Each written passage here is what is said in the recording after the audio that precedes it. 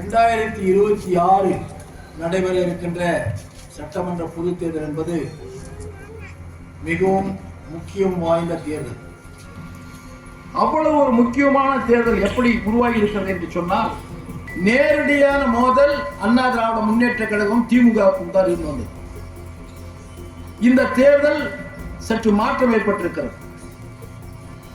அதற்கு பல்வேறு காரணங்கள் இருந்தாலும் கூட முதன்மையான காரணம் என்ன என்று சொன்னால், கடந்த 50 ஆண்டு காலம் போட்டியில் இருந்த 2 கட்சிகளுக்கும் செல்வாக்குள்ள தலைவர்கள் மறைந்து விட்டார்கள். ஒரு பக்கம் மறைந்த முன்னாள் முதலமைச்சர் திரு கருணாநிதி, மறுபக்கம் நம்முடைய இயக்கத்தினுடைய தலைவர் போற்றுதலுக்குரிய புரட்சி தலைவி அம்மா.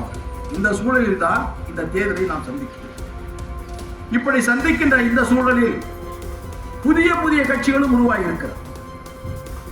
புதிய கட்சிகளும் உருவாகி ஒரு மாய பிம்பத்தை ஏற்படுத்தி வெளியிலே மக்களை சந்திப்பதில்லை, மக்களோடு நேரடியாக தொடர்பு இல்லை.